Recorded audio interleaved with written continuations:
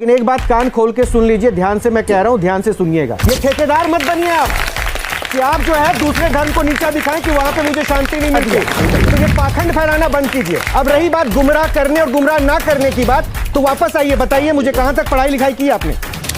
अभी तो चर्चिस में लंगड़े चंगे होते हैं और तकलीफ हो रही। मैंने कहा गलियों में मैंने स्पिरिट में देखा लंगड़े चंगे और गलियों में। आज हम आपको दिखाएंगे कैसे एक प्रभु यीशु मसीह के दास को प्रभु यीशु मसीह की सेवा करना सचमुच भारी पड़ गया। जब आप उस वीडियो को देखोगे तो आप बहुत हैरान हो जाओगे, इसलिए आप सभी उस वीडियो को पूरा जरूर देखें। आप सभी उस वीडियो को देख सकते हैं। दीजिए जरा, ये आपने धर्म बदला कि नहीं बदला? जी सर, जी सर, नहीं मैंने कोई धर्म नहीं बदला सर। पास्टर क्यों लिखवाते हैं? मैंने कोई धर्म नहीं बदला। पास्टर किस धर्म में होता है? बदला सर। हाँ जी, पास्टर किस धर्म में होता है? पास्टर यीशु मसीह में। आप अपने नाम पर पास्टर क्यों लिखवाते हैं?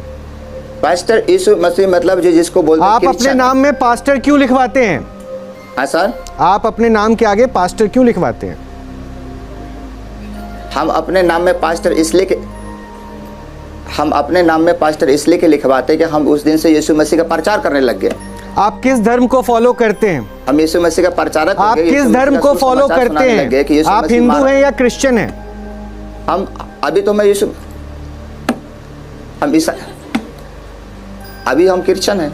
तो ये अभी आपसे पहले थोड़ी देर पहले भी यही पूछा था, सरल भाषा में पूछ रहा हूँ, आप किस धर्म को मानते हैं? हिंदू हैं या क्रिश्चियन हैं? अब मुझे ये बताइए फिर से। हम यीशु मसीह को मानते हैं। तो आपने धर्म बदला या नहीं बदला?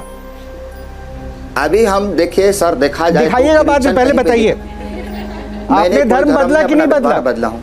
आपने धर्म बदला कि नहीं बदला? हैं? आपने धर्म बदला कि नहीं बदला? हमने धर्म की अगर बात करें सर तो नहीं, अगर मगर की आप बात करें तो हम ईसाई, मतलब ईसाई हम हो गए। हाँ हो गए ना, तो धर्म बदला ना आपने। नहीं, अगर मगर की बात हम धर्म बदला ना आपने। हम यीशु मसीह को मान रहे, प्रचारक। अरे भाई आप जिसको मानिए उससे मुझे कोई दिक्कत थोड़ी ना है।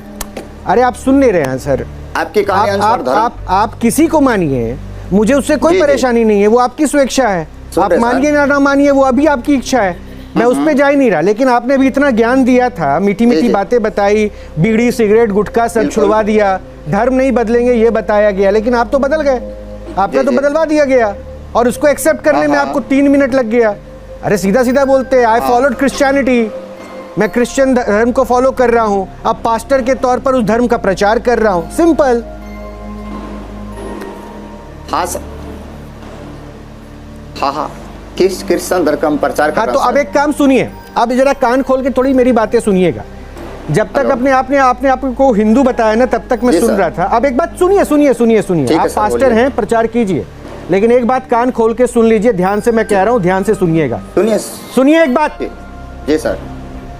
कहां पे आपको शांति मिलती है, कहां नहीं मिलती, ये आपकी दिक्कत हो सकती है, लेकिन आइंदा कभी किसी हिंदू देवी देवता का नाम लेकर ये मत बोलिएगा कि उनका नाम लेने से शांति नहीं मिलती है। नहीं मिलती है तो बोले कि मुझे शांति नहीं मिलती, किसी का नाम मत लीजिएगा। ये ठेकेदार मत बनिए आप कि आप जो है दूसरे धर्म को नीचा दिखाएं कि वहां पे मुझे शांति नहीं मिलती। ठीक है, ये तालियां आपको गालियों के नहीं बज रही है कि गलत बात आप कह रहे हैं। पास्टर हैं तो दूसरे धर्म का भी सम्मान कीजिए, मुझे भी इसमें कोई दिक्कत नहीं है। अब आते हैं मधेपुरा पे। तो मधेपुरा जो प्रांत है, आप जितना जानते होंगे मधेपुरा के लिए, मैं भी थोड़ा डेमोग्राफी बता दूं। पिछड़ा हुआ इलाका है और बाढ़ क्षेत्र में कोशी के प्रभाव में हमेशा पानी में डूब जाता है। उस क्षेत्र में ये प्रचार करके कि आप जिस धर्म को हैं, तो वो जो तब्दीली आपने पंजाब में जाके अपने धर्म की ना, वहां आसानी से आप ये कर सकते हैं। तो ये उद्देश्य भी आप पूरा कर रहे हैं, ये आपने बता दिया। तो ये पाखंड फैलाना बंद कीजिए। अब रही बात गुमराह करने और गुमराह ना करने की बात, तो वापस आइए, बताइए मुझे कहां तक पढ़ाई लिखाई की आपने? कहां तक पढ़ाई की है? हाँ सर। कहां तक पढ़ाई की है? 5 क्लास के हैं सर। 5वीं क्लास तक। बाइबल किस भाषा में पढ़ते हैं? 5 क्लास के हैं सर। बाइबल किस भाषा में पढ़ते हैं? हाँ जी। बाइबल किस भाषा में पढ़ते हैं भाई साहब? जापानी भाषा में सर। जापानी भाषा में? बाइबल यूनानी भाषा में पढ़ते हैं। एक सेकंड, सुन तो लो, बहुत ज्ञानी आदमी है। बहुत ज्ञानी आदमी मिले हैं, सुनना चाहिए इनको, ज्ञान इनके बातों से जो है बहुत ज्ञान मिल रहा है, सुनना चाहिए, ज्ञान का पान करो आप लोग भी। हाँ भाई साहब ये बता रहे थे आप बाइबल किस भाषा में पढ़ते हैं आप, बाइबल का ज्ञान आप किस भाषा में बांटते हैं? यूनानी भाषा में सर पढ़ते हैं। अच्छा। यूनानी भाषा में पढ़ते हैं। अच्छा, वो आपने कब पढ़ाई की? 5वीं क्लास में यूनानी भाषा मधेपुरा के किस स्कूल में पढ़ाया गया? सर बाइबल लिखा गया। नहीं मुझे बताइए ना पास्टर महोदय, यूनानी भाषा मधेपुरा के किस स्कूल में 5वीं क्लास में पढ़ाया गया था? नहीं, मैं बाइबल की बात कर रहा हूँ सर, मैं अपनी बाइबल। अरे भाई साहब, जब भाषा का ज्ञान रहेगा तभी तो आप समझेंगे ना। में सर लिखा गया। नहीं तो आप मधेपुरा के लोगों को की हाल छे ही पूछते हैं कि यूनानी भाषा में बताते हैं और मधेपुरा के लोग समझ जाते हैं।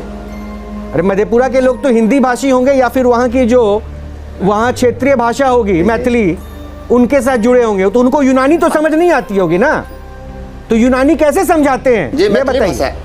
हाँ, नहीं उनको यूनानी समझ नहीं, हिंदी के इटालिक करते सर, हिंदी से बोलते हैं। अच्छा, और आपको यूनानी किसने सिखाया? हिंदी से समझाते हैं सर, जैसे हम आपको यूनानी किसने सिखाया? इसी प्रकार हम समझाते हैं। आप सभी इस वीडियो को भी छोड़ के ना जाए, आप सभी इस वीडियो को पूरा जरूर देखें। जैसा कि आपने वीडियो में देखा कैसे प्रभु यीशु मसीह के दास को प्रभु यीशु मसीह की सेविकाई करना सचमुच भारी पड़ गया। आपको हम ये बातें इसलिए बता रहे हैं क्योंकि ये न्यूज़ वाले प्रभु यीशु मसीह के चमत्कार को पाखंड बताते हैं और कहते हैं कि चर्च में इर्द गिर्द काम होते हैं। आप सभी को हम बताना चाहते हैं प्रभु यीशु मसीह का वायदा है, तुम बीमारों पर हाथ रख के प्रार्थना करोगे और बीमार तुरंत चंगे हो जाएंगे। हम नहीं जानते कि क्यों इन न्यूज़ वालों को मिर्ची लगती है और ये प्रभु यीशु मसीह के काम को पाखंड बताते हैं। क्या प्रभु यीशु मसीह के चमत्कार पाखंड है? आप हमें कमेंट में ज़रूर बताएं। लेकिन प्रभु यीशु मसीह का वचन कहता है कि जितने भी मसीह विरोधी हैं इन सभी की आंखें इस संसार के ईश्वरों ने अंधी कर दी है ताकि सत्य जो कि हमारा प्रभु यीशु मसीह है उसे ना पहचान पाए। लेकिन प्रभु यीशु मसीह का वचन कहता है हमें इन ईसाई विरोधियों का विरोध नहीं करना है, लेकिन हमें इनके लिए प्रार्थना करना है, क्योंकि प्रभु यीशु मसीह का वचन कहता है तुम अपने सताने वालों के लिए प्रार्थना करो, जो तुम्हें सताते हैं उन्हें तुम आशीष दो। इसलिए हम आपको कहना चाहते हैं हमारा प्रभु यीशु मसीह इस संसार में इसलिए आया है कि हम जीवन को पाए और बहुतायत के जीवन को प्राप्त करें। ये ईसाई विरोधी हैं, उनका एक ही काम होता है, जहाँ पर मसीह लोग दुआ प्रार्थना करते हैं वहाँ पर ये चले जाते हैं और मसीह लोगों को बहुत खतरनाक तरीके से सताते हैं। लेकिन प्रभु यीशु मसीह का वचन कहता है हमारा प्रभु यीशु मसीह जल्दी आने वाला है और इन ईसाई विरोधियों का सचमुच न्याय करेगा। आप इस वीडियो को एक लाइक करें, आप सभी हमारे यूट्यूब चैनल को सब्सक्राइब कर ले। क्या पता एक प्रभु यीशु मसीह का वचन आपकी पूरी जिंदगी को बदल दे। प्रभु यीशु मसीह आप सभी को बहुत आशीष दे।